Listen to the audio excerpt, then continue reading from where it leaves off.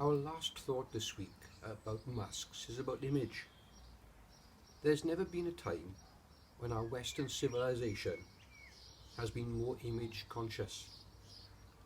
In Great Britain as well as in America, national leaders are not so much promoted as mass marketed.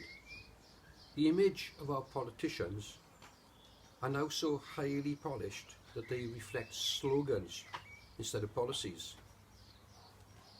It comes no surprise then that what is projected at the top finds its way down to every strata of the social order.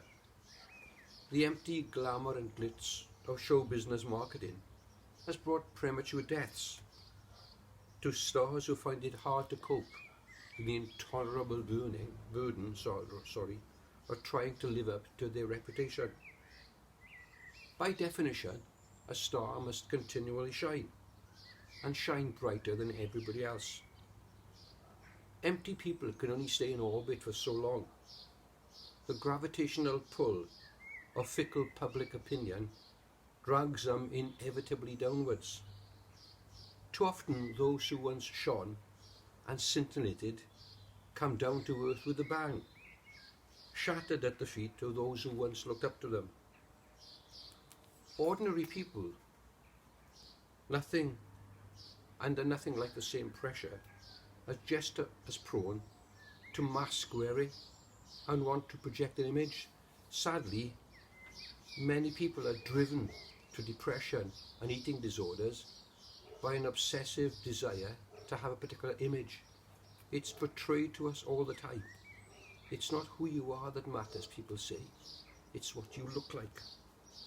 Don't look at me, look at my style, might be a slogan that people have. Don't look at me, look at my status symbols, we might say. And so to some degree, we all have an image to uphold. It's not what we are in our image that matters, it's what we are inside that matters.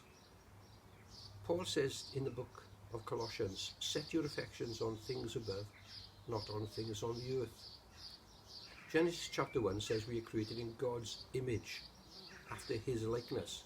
So he made us the way we are.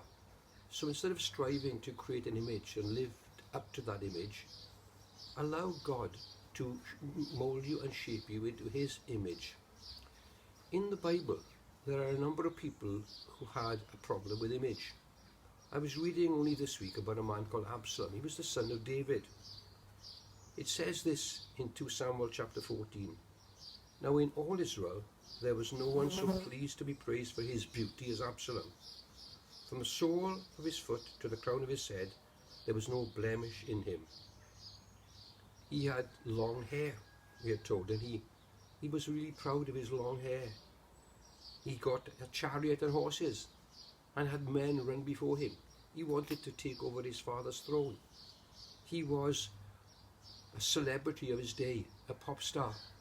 If people had photographs of Absalom, they would have pinned them to the wall. They had paintings of Absalom. He had an image to uphold. Sadly, his long hair was the cause of his downfall. Also, in the book of Samuel, you find a man called Saul, who was the first king of Israel. The people wanted a king like all the other nations instead of God. And when Saul was discovered hiding amongst the baggage, it says he was head and shoulders taller than anybody else. He was a fine-looking man. He was a figurehead. He was somebody you could look up to. He had a great image. But sadly, just like Absalom, Saul failed. He didn't live up to his image because he wasn't what he looked like that matters. It was his heart. And of course, there are people in the Bible who didn't really have an image to uphold at the beginning. A couple of weeks ago, I talked to you about David, the youngest son of Jesse, who was chosen. Because God doesn't look on the outward appearance, God looks on the heart. And when David beat Goliath, David was the underdog, but he knew that God was with him. In the New Testament, there's a man called Saul who became Paul. If you read the story of Paul, we are told he had a thorn in the flesh, some kind of disfigurement, we think. Some people say he had problems with his spine, he was hunched over. Other people say he had problems with his eyes because he says in one of his letters, see with what large letters I write to you with my own hand. Other people say he had problems He was an epileptic. Some people say he was bald, some people say he was bandy. Mind you, I didn't think bald or bandy were illnesses. But you know, Paul didn't have that image like a president. He didn't have that image to uphold. He was God's man. That's why he could write, as I said a moment ago, set your affections on things above, not on things on the earth. Image is a thing that is very prevalent in our society. We have a celebrity culture where you're supposed to look the part rather than be the part. And sadly, you and I know that many people in the celebrity culture, as I alluded to just now, have sadly not been able to sustain it. And they've taken their own lives sometimes because it does not satisfy. It does not give you the purpose in life you want. Only living for Christ and living for Him gives you the purpose. We have so much today. One man has said this: man has succeeded in accumulating a greater mass of objects, but the joy in the world has grown less. That's a man called Dostoevsky. We have everything we need today, but it seems we are emptier than ever.